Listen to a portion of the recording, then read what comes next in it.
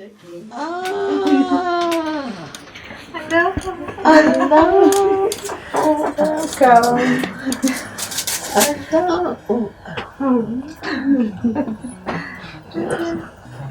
Can I get a beautiful lady I haven't seen for? I know. That's when my son was going to come here. I said I have to get advantage of this opportunity. I hope I'm not interrupting. You went to Australia, is it? Yeah. Sorry? You went to Australia No, we went to Haifa 3 months ago. 3 months ago. But I mean, when my son is coming to your house, I said I have to. Shanaz, I'm in my spot here. You can see me. Okay, I was born in Trinidad, Moruga, Trinidad. I don't know if you can find Moruga on the map, but it's there. It's right on the border of Trinidad, south, next to the sea. When was this? When was it? My nephew he was just asking whose birthday is this, whose birthday is next, and I just said 10th of September. 10th of September. So I just had a birthday. It's good. Which year? 1922. It's a long time. But my mother is called Mavis Cox. Father is named Cox. My grandmother, Mary White.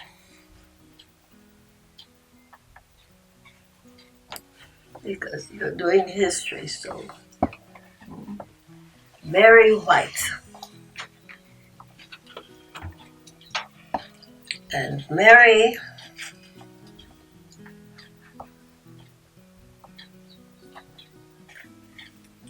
White.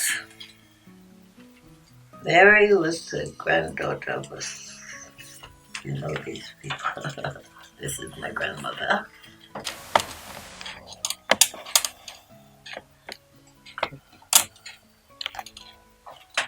This is I Mary can White. put it down. Yes. Okay. I don't know if I hope he didn't take the other pictures, photographs. Mary had 2 daughters, Edna and Enid. Enid is my mother. Pictures are mixed up because they were all together. Yes. Mary, my mother's sister, is called Edna. This is my sister, my mother, myself. Yes. You can hold it. This is the aunt. Yeah. It's not there. My grandfather, I don't have any pictures of him. John White.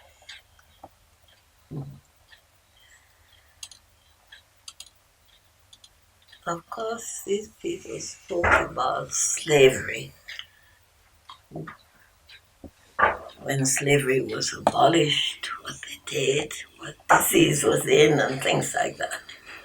So when I left home, I didn't know of a prophet coming. No.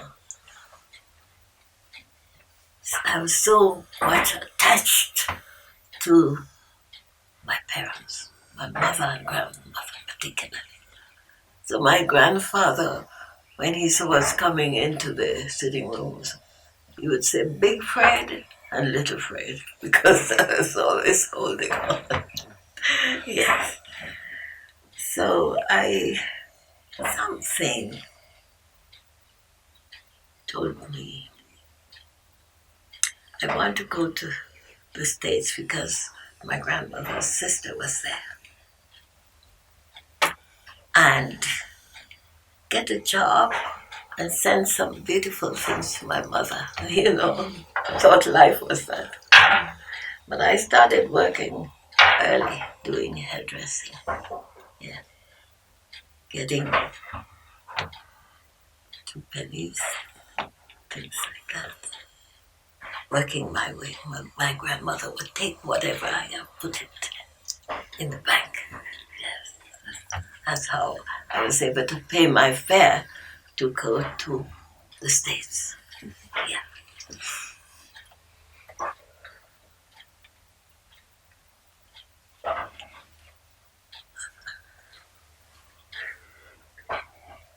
I have to, in order to tell you, I don't have this straight history, no, straight line, no, because so much has happened in between. Yeah. My sister died. My grandmother believed in prayer. She taught us everything. You have to turn to God. You must pray. What the prayers we know, our Father. No, not that prophet would come. So that prayer, belief in God, because I left home knowing I just wanted to go when I will stay with my aunt. But it was not that easy in those days. Rough, but clean. Now, in the States, it's summertime. I worked in a factory. And summertime, the factories would close, so you have a lot of free time. So I would get up early, say, I want to go to church, say a prayer there, and then see what I'm going to do. I started going to the nearest church, Anglican church. And you're sitting near the door because there were 3 or 4 people. And the minister would come, put on his coat, go to the altar, do what. Then he would come down to us sitting, just 5 people. Greet, say a few words and leave. So the first day I saw this, I said, but this is all. I went the second day again, but this isn't right. No. So I said, I'm going to look for a better church. Now I know that you all know Harlem, full of churches. Full of churches. Every few steps, it's a church. So I went to all the Anglican churches, the Catholic churches. Every day I walked. I had my lunch in the back.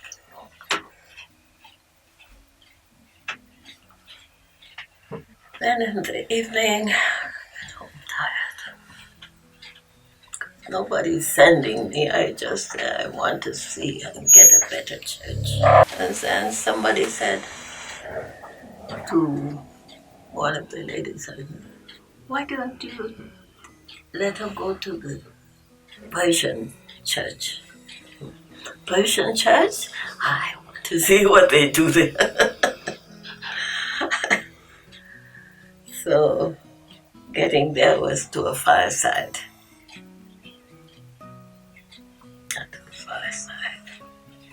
That fireside was held at the home of Mrs. Kenny. You thought that you've seen that name in history, where Abdul Baha's dead.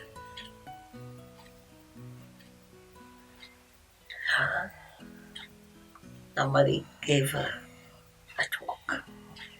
Beautiful, but I didn't understand one word. So when we are leaving, people talk, and then it's 11 o'clock at night, you're still there going home. And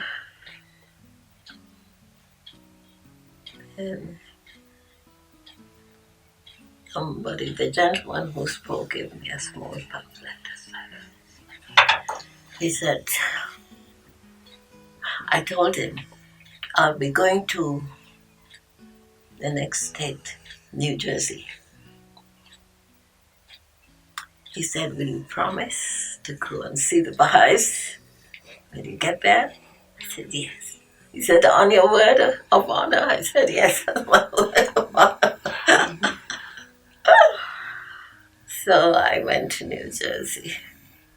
He gave me a phone number to call. And I called. There was a book here, Judy. Remember that red book? You would see what she wrote in that book. This lady, when I called, a faint little voice, some of the Europeans, how they speak. Yes, I am so-and-so. Will you come to see me? I said, yes. And I got her address. Dear soul. She said, I'm all right, but I have pains here and there. I said, I can massage you. So now I'll come every day and massage you. So that's how we became close. Time is going and Nowruz is coming. I don't know anything about Nowruz, but there are some talkative people in that little community. They have a local spiritual assembly. Incidentally, they said this place now where you are, Abdul Baha visited this place, Montclair, New Jersey, yes, when he was in America. Montclair, New Jersey. So I think she has written there, Montclair, New Jersey. So the LSA was trying to see whether they could buy that building or things like that. I don't think it did.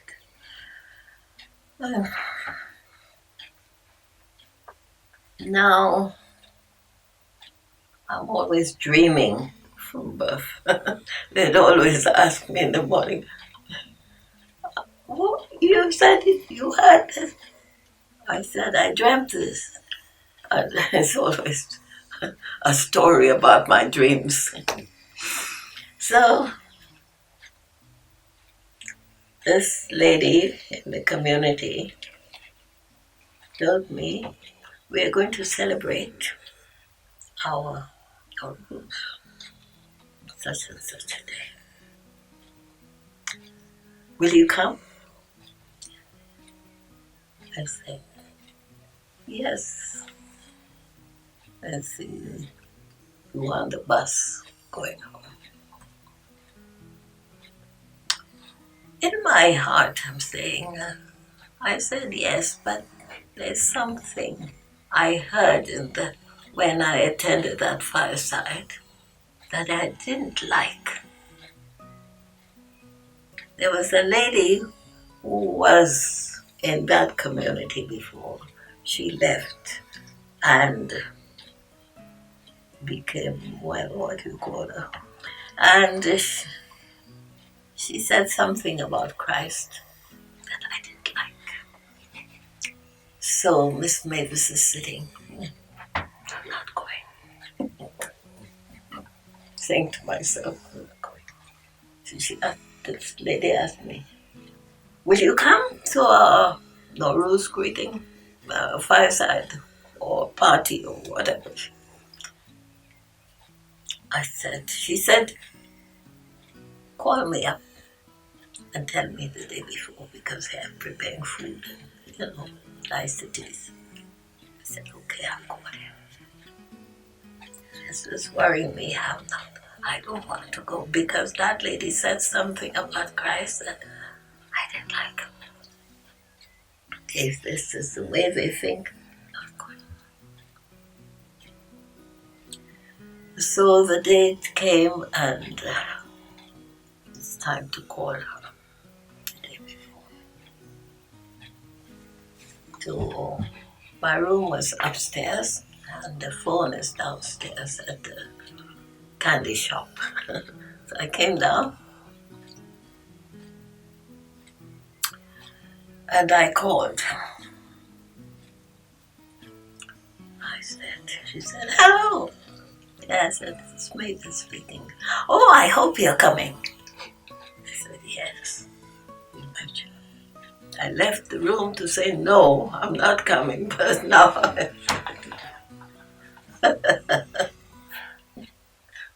So I said, I've already said yes, I can't change my mind. So that's it. I went to the Norus party and then I told them there were prayers.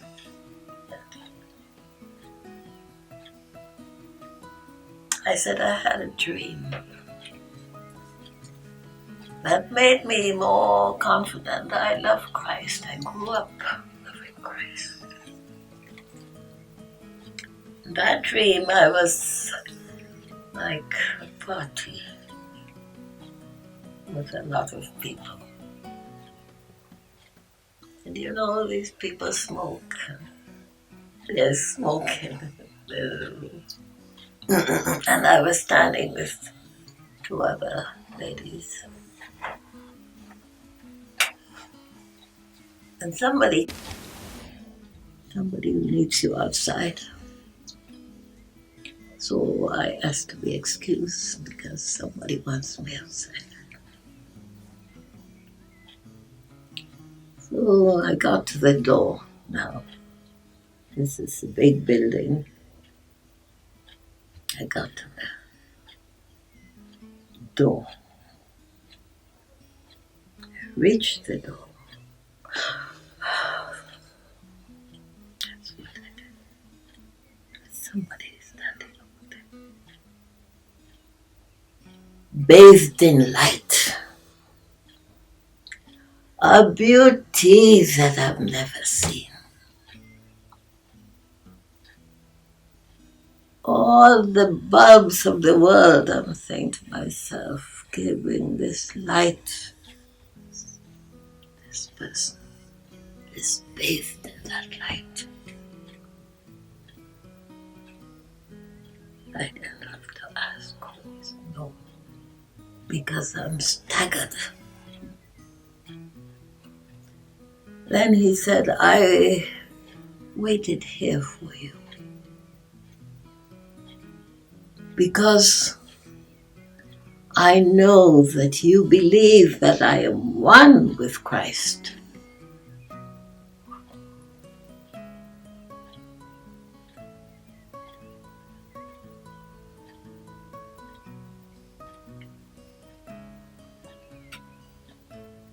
This poor soul can't take anymore.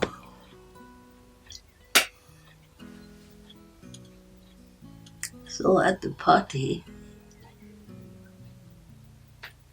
after the prayers, I said, this is what has happened. I dreamt. Everybody came around me now. If this is what you dreamt, then you should sign your card. Yes. So they arranged. In those days in the States, they didn't make you sign the card and go. No, they are going to give you a little history of the faith that you have to read.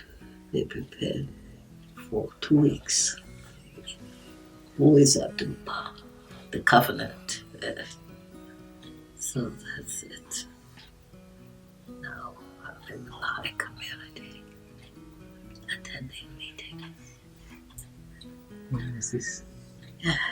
Hmm? When was this? When was it? I signed in 1955. I became a Baha'i in 1955. Couldn't forget the date. Now, always going here and there. The Emperor of Ethiopia came to Kenya, Nairobi, or where was it? New York, yes, and invited people to Ethiopia. God, I should go to that country. And I met 3 ladies of my mother's age who were preparing to go to Ethiopia. So I said, it's a good chance for me to travel with them because I don't know. When I told the local spiritual assembly, they said, well, you have to write to the National Spiritual Assembly Commission. So wrote. I don't know if I wrote a letter or anyway, they gave me the address. Well, the reply came, we approve you're going to Ethiopia, Addis Ababa, but we have no address. There were Baha'is, and they're still Baha'is, but we don't know. We have no address.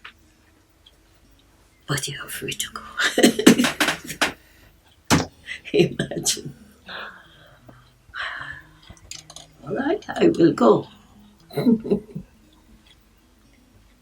So we got on a cargo ship. The ship travels from port to port, dropping the cheapest way. And I always remember when that ship, people came. I think this lady was there, no, but another lady came, white, to say bye. When they blew the big horn, boom, and I see things moving away from the jetty. It's quite a feeling because I'm leaving everybody there and I don't know where I'm going. What a feeling. You ask for history, I can talk to Yes, there's no turning back. Mavis is on deep waters. One morning I got up early and looked. This was fasting period. Yes. Almost came to fasting period. I said, I don't know how to fast. But they brought the food in. I take a little bit. I'm fasting, but I can't eat much. I don't know. And I went through the door to the veranda to see the sea. And remember, we are coming now to Ethiopia. And facing the east. That sun, that beautiful sun, the old splash.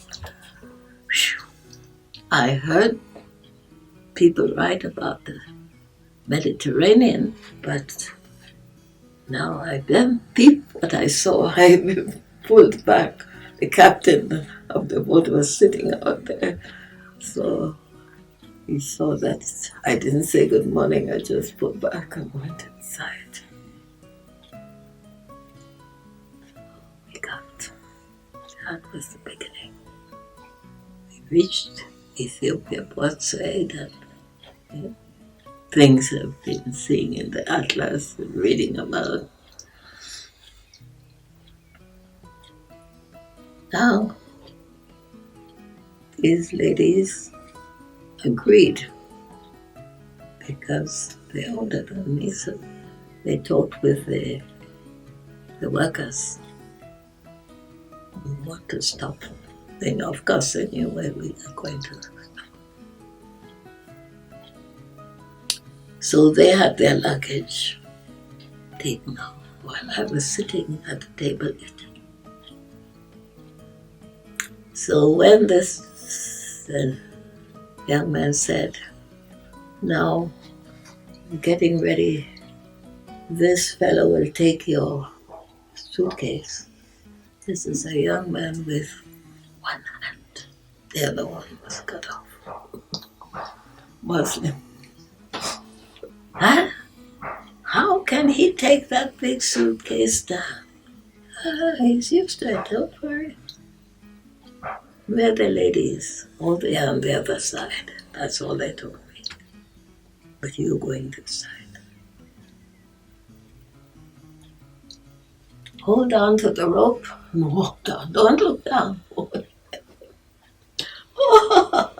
I said in my life and never imagined if my mother should see me now, she would be saying, have mercy, Lord, because I'm going down over the water and I'm only holding on to this rope. You're supposed to meet the man at the end of the rope. Yes. And he's waiting for you in a little fishing boat. All right. I'll meet a human being. And you know, I don't know Africa. I have a small person. With these bracelets that are famous. And I have the little prayer book in the small bag there. And passport and everything. If it should fall in that water. But God is so great. I got down to the boat, thank you. He took me to the shore. The ladies had already arrived and they arranged the hotel for the week. What an experience. I said, this lady, she sees where I am now. Oh God. That was my entrance. Stepping foot on African soil. What was this? Hmm? Which time was this? Which year? The same year. I was only 10 months of Baha'i. So 19. Yes. You see? So I don't know much. I don't know how to fast. I don't know much. Yes. But I'm praying.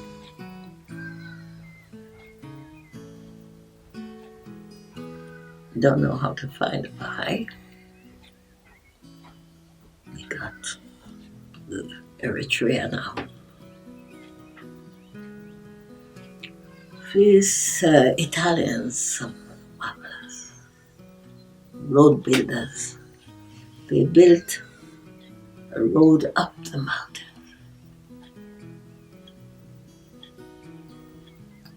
And there was a small train called the Litorina going up there to take you to Eritrea, Asmara. So we stayed in the hotel. These ladies, every morning I look to see. If I walk out, I like to walk on pavement, looking at houses. I wonder if I can see any name that looks like a Persian. Because in that where I became the community I declared, there was one Persian. Yes. Looking. Finally, we had to leave now to get to Addis Ababa. These ladies, each one is saying, Mr. So-and-so is going to meet her. The other one, yeah, I'm being met by so-and-so. Everybody. Mavis, nobody. But this little pamphlet I have on the bus, this bus is the same bus, 3 days to reach Addis. Yes, the bench next behind me, there were 2 young men. So I turned around, shy, like to laugh. Hello, you speak English? Yes. Would you like to read this? Give him a little pamphlet. All right. The next day I said, did you read? Yes. When we get to Addis, would you help me find a police station? I don't know. He said yes. Because in my mind, I'm thinking the police station is like what we have here. And they will look for Baha'is. You see what ignorance is? So, the bus came to the last stage. And the bus is full of people getting off. Just standing. Yes, now the other ladies are off, going to the office or the depot, whatever it was. So I'm standing there next to my seat, giving people a chance, thinking, what would I do now? Where's the person I gave the pamphlet to? He's not there. Suddenly I felt somebody touch me from the window. He said, you want to meet a Baha'i? That gentleman over there will show you how to meet a Baha'i. He has written. You would know this name, Otangila Pata. Otangila Pata? Yes, lawyer, advocate. No. This is his address, and not far from the bus station. Just go there and turn right, and at the end of this little road, we're very near, you will see this name on the plaque. Ooh, I'm walking confidently now because I have been given an address. So he said, go up the stairs and then you'll see somebody sitting at the office there. Got up the stairs and met the young man who is sitting at the door, to welcome the not visitors, whoever is coming to his, because Gila is a lawyer and people go to him for advice and so on. So I got to the door, look at the right. A beautiful temple picture of the house of worship in Chicago. I said, yes, I'm in the park.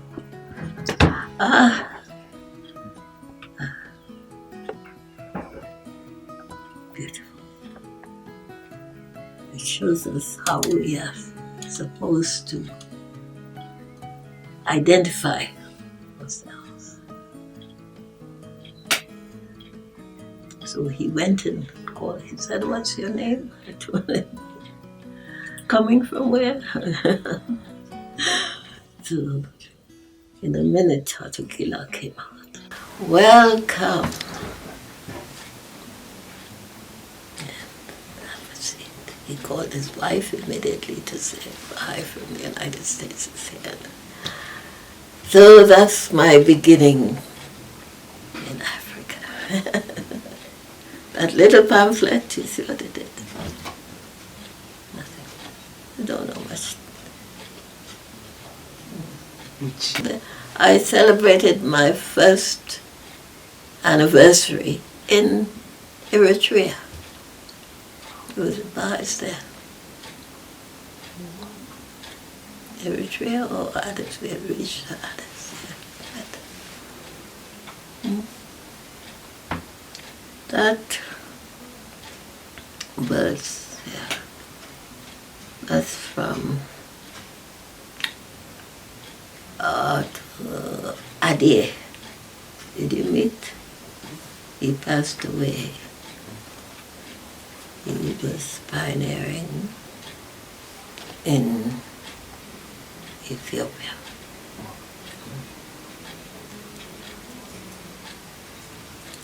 Dr. Ade, dentist. So that's the beginning of my day. Then the other ladies came and they took, Otagila took us to a hotel and everything was, because now I'm meeting a family. Yes. But somebody said, why not go to Khartoum, Sudan? I saw the beautiful things they made at a fair. And we have these, what are they called here? Fairs, where you go and different embassies will display their things. So they did beautiful leather work. So I found the Sudanese ambassador.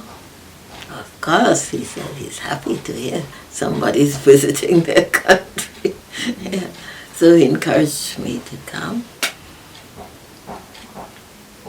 Now,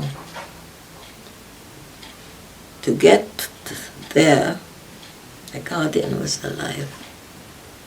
Then the chairman of the National Spiritual Assembly, of the local spiritual assembly, said we have to write to the guardian because get his permission. So he wrote. And I wrote to the guardian. I remember saying, I feel as though I'm at the back of God. God's back.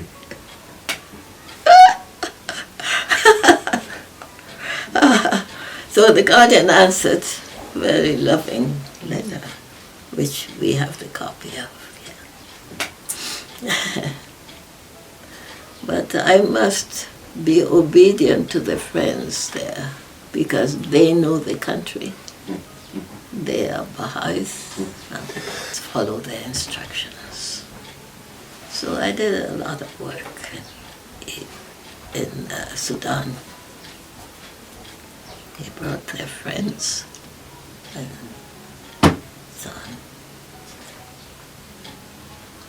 Able to earn my living.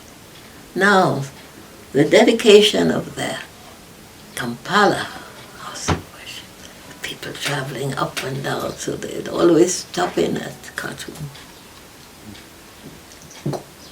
Mr. Inokulinga passed. Come and sit next to me. Yes, that's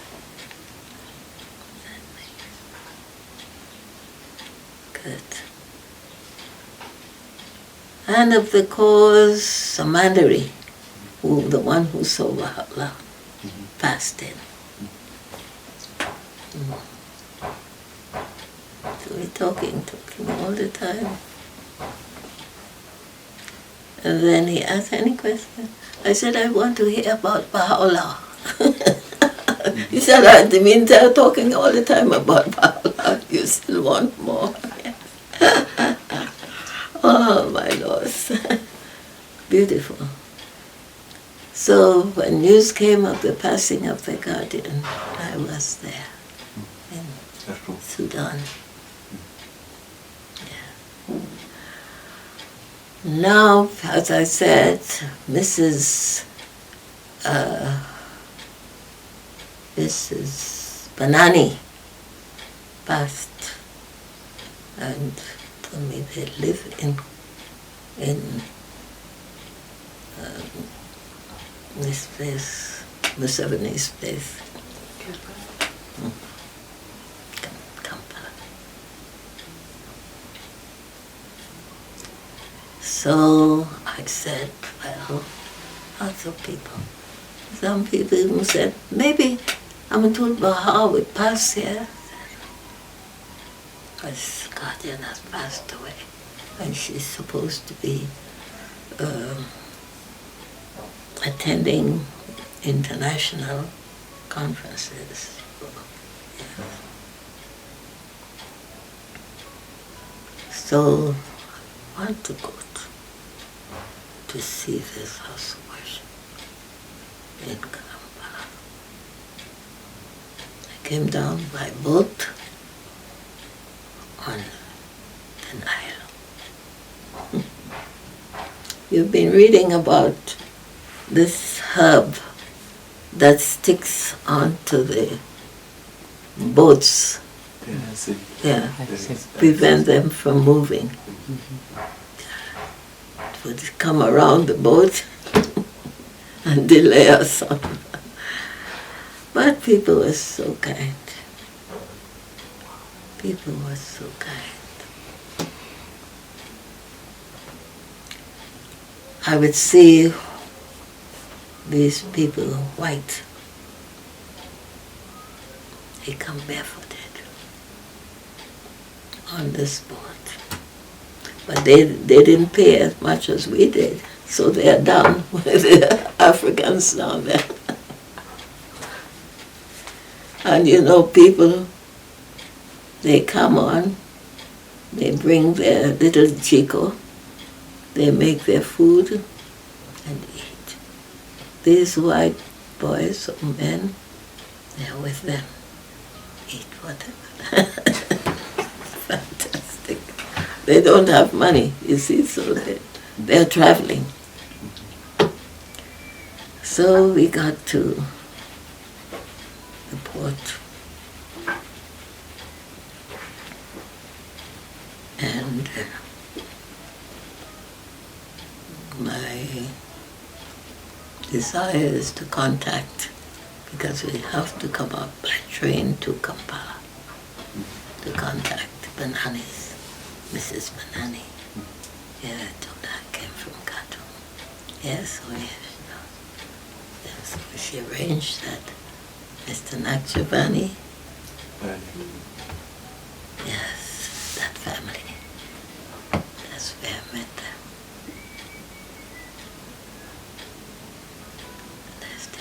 Now, they're pioneers, they're a couple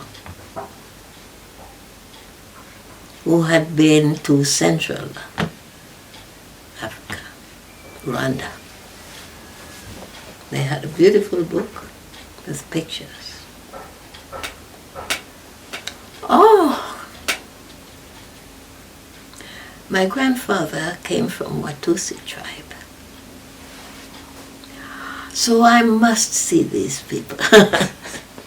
The night I arrived in Kampala, the Queen was celebrating her some birthday. And these Rwandans, Watusi people came to do their dances. Beautiful. Yes, I have to see. Crazy, you see how the mind is. I must see these dancers and these Watusi people. So the Bananis arranged I would go to Uganda, to Rwanda all the time. don't know word of Swahili, don't know where I'm going. But Alina Chobani would send a letter to the Baha'is there to let them know that this person is coming. That's how I arrived. But things happen by bus. This is before all that calamity. The people were chopping each other.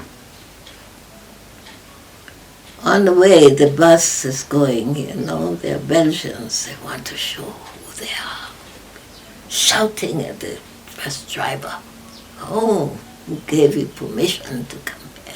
Things like that. But he humbly answered, and we got the last stage. Mavis doesn't know the Baha'is, but I knew that the Baha'is will come to meet me.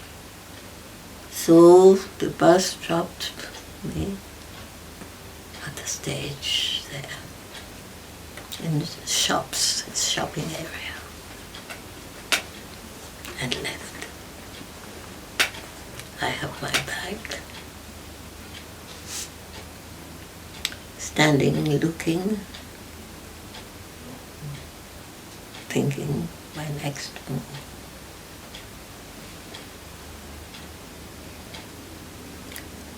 A tall man came. How are you?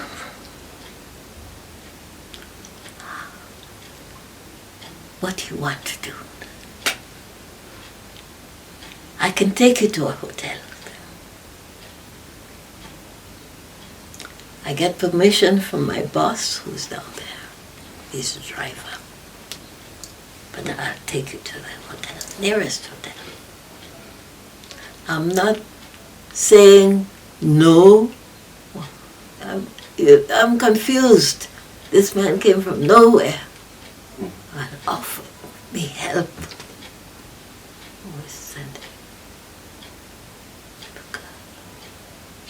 So he took me to the nearest hotel.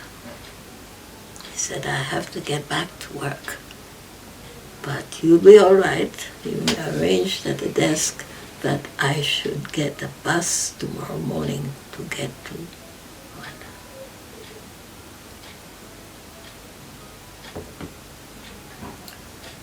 Give us something to eat and get a room prepared.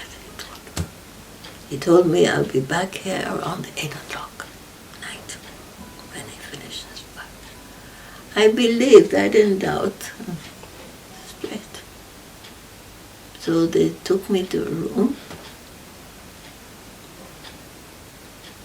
I could just hear cuckoo at the back over there. The room was clean. Everything. I had something to eat and waited. 8 o'clock, man came. I hope you're all right.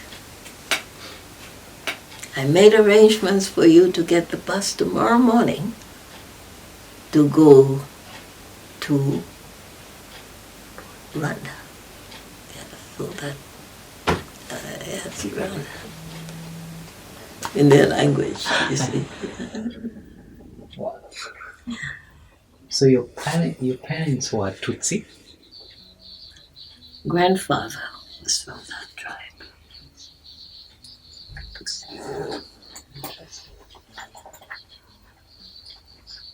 So you asked me about my grandfather. Yeah, I look at TV and some of the words I hear are funny and some are not good. But I said, this man reminds me of my grandfather. That size. Who's the one who talks audibly about the road, if there's traffic jam and whatnot, John White So we reached as far as my grandfather, his tribe, Watusi. So I am telling him of this man who just came from nowhere and offered me help. Took me to a restaurant. I didn't doubt, but before we wanted to go to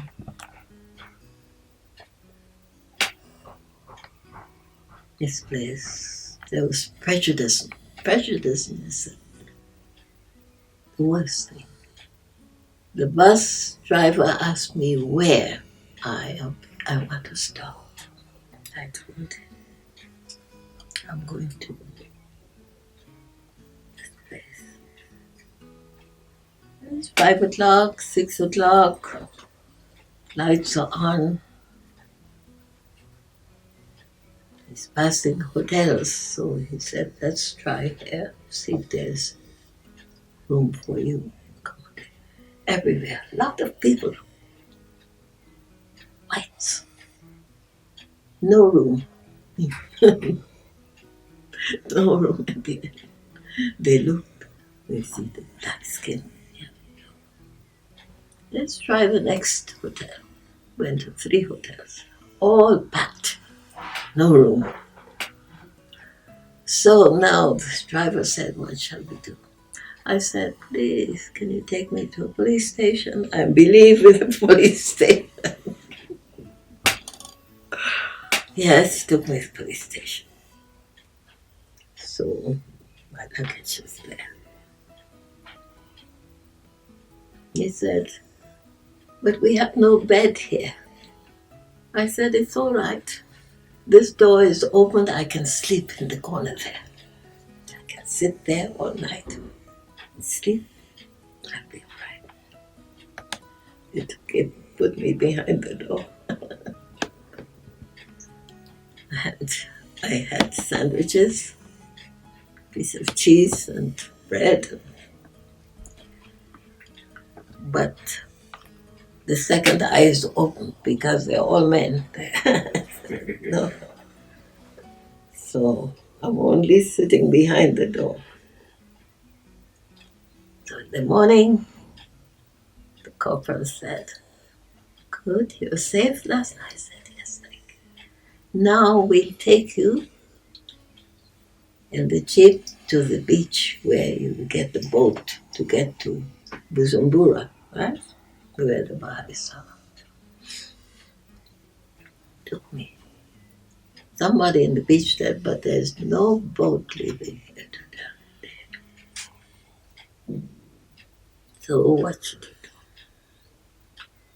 Unless you go by plane. Okay. I don't know how much it would cost. So we're not far from the airport, the small airport. Took me to the plane. There's a queue, all whites. So the hostess is greeting people, taking their tickets.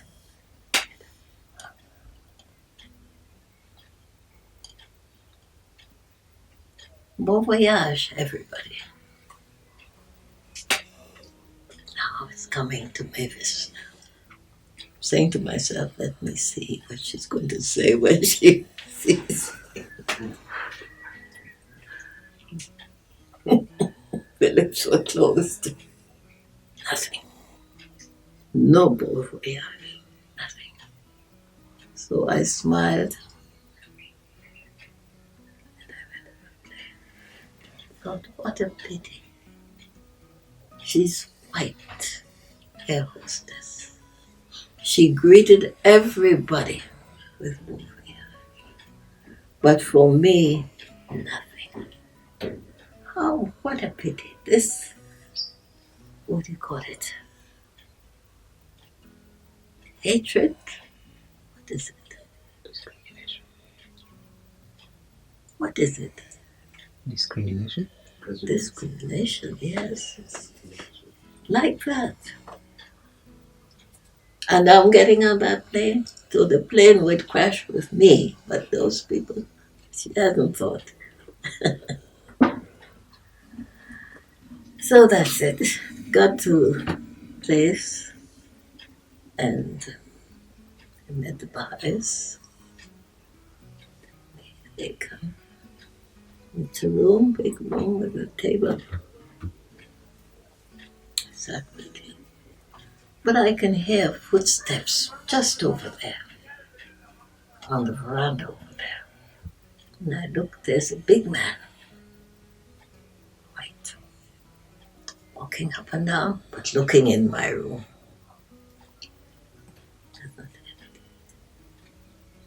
Don't know. So the Baha'is came and took me to their home.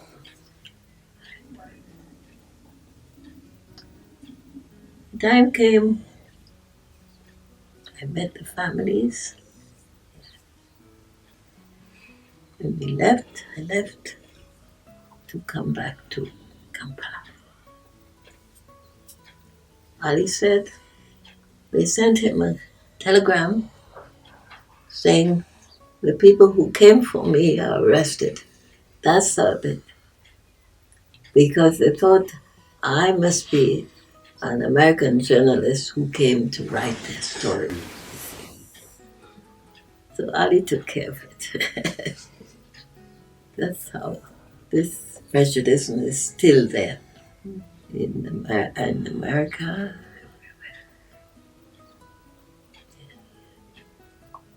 So that's, I've gone up to the time I left New York, Port of New York there. How I came into Africa. I'm still alive. Yes, there are a lot of things, but we can't touch on that. Yes, this is Africa. So my nephew was here. I wanted him, I hoped he met Dr. Kasiri.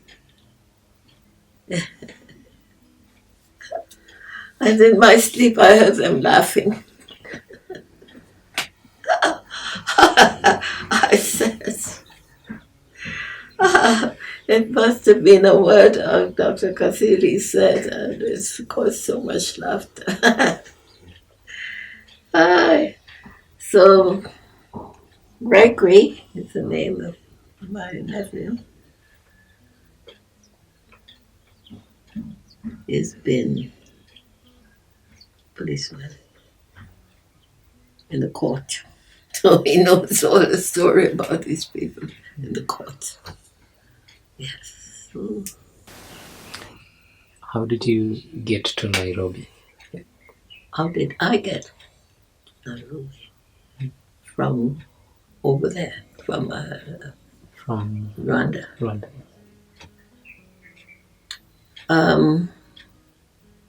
By boat up to a certain port where I would be taken to the railway station.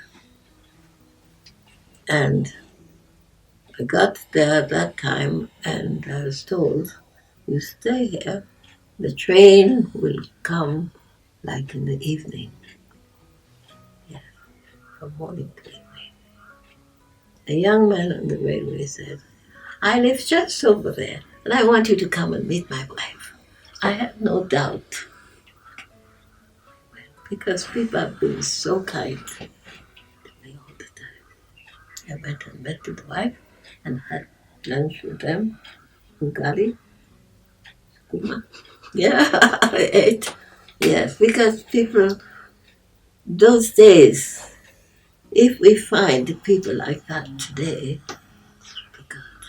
because speaking to my nephew about Trinidad, he said, it's not like when you left. I said, villages. He said, no, if you walk to the village nowadays,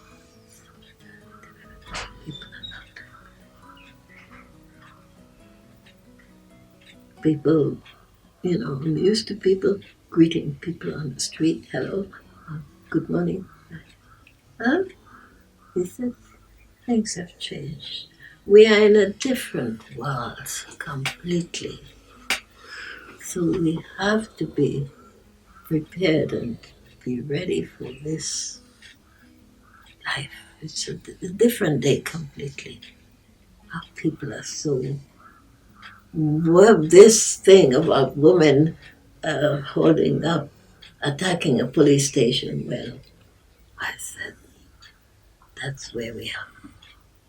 It is because the woman will go to a police station for protection. So if they are attacking,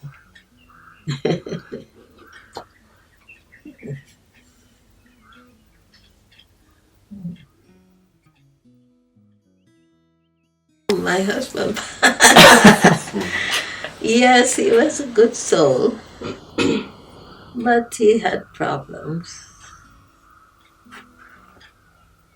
He, he was the last child of his family. He told me when he was born, his mother said, this is her last gift to the world. I said, you're the gift. But his mother came from Rhodesia as a slave.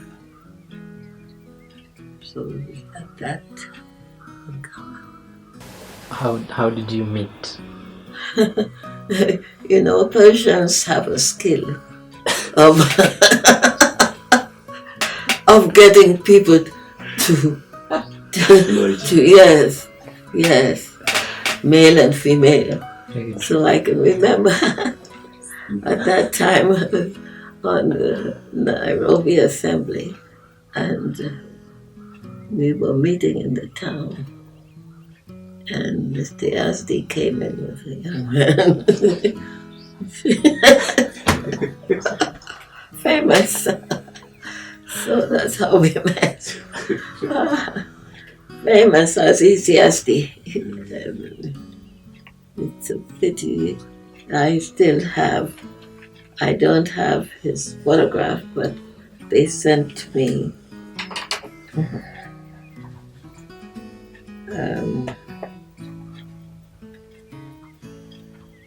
his son sent me something from a family. It was the prayer for healing prayer. He sent me that. I have it in another, maybe in those other books. Yes. Oh, and when he was trying to speak in Swahili, it was very funny. Yes, we had those. Tell me about Kilifi. How was it? I stayed at the Institute, Baha'i Institute in Kilifi. That was after my husband passed away. I didn't know there were snakes.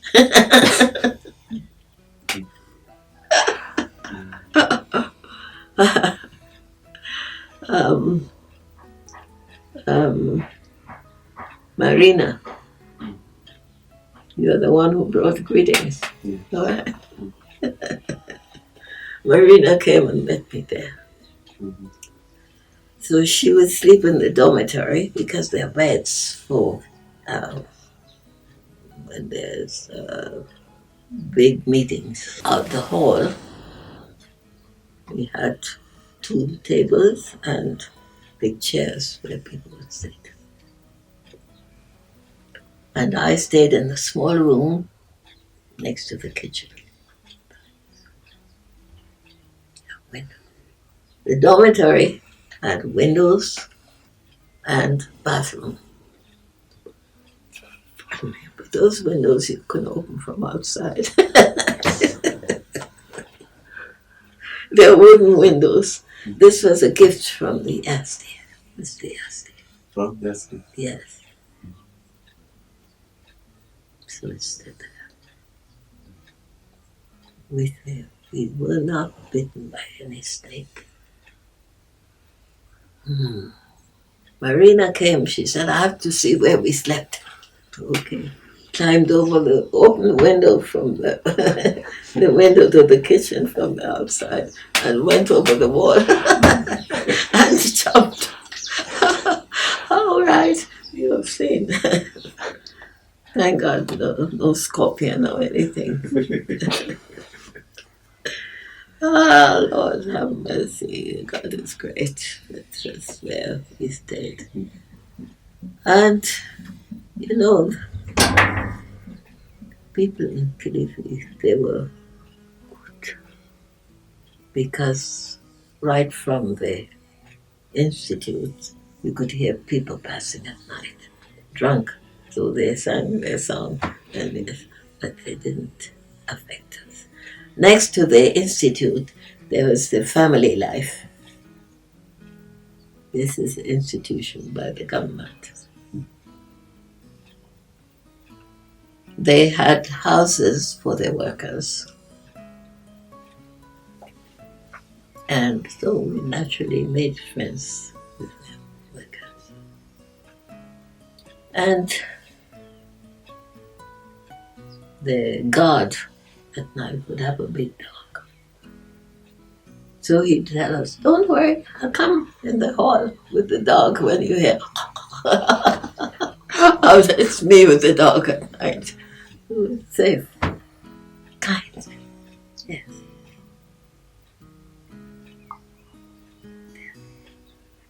So what was happening at the institute? They had deepening courses at the institute, arranged from Nairobi. So people would come, there were beds, there's food, I'd prepare food. Yes.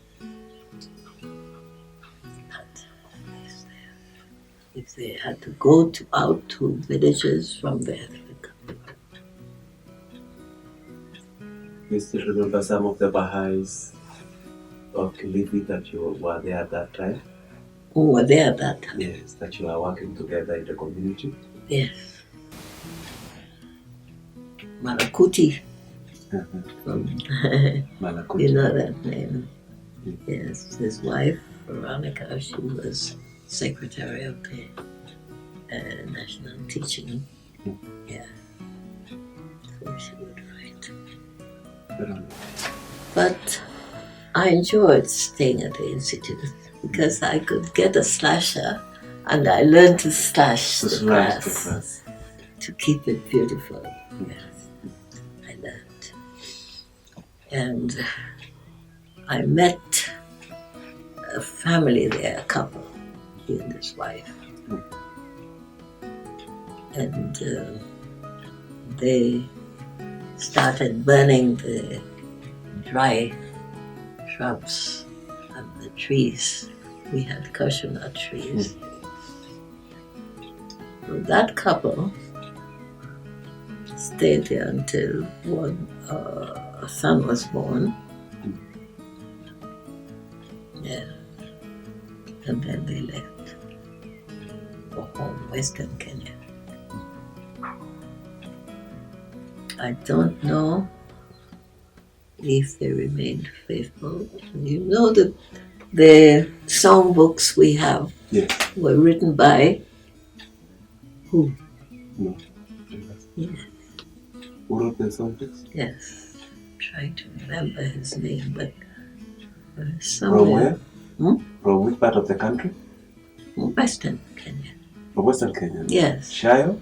Shayo. Ah. Yes. He's a singer. Yes. Yes. Had to be Shayo. Oh. Yeah. So When did you first met Mary Williams? Mary Williams. Williams. You are serving She together. was a board member. Yes. You served together.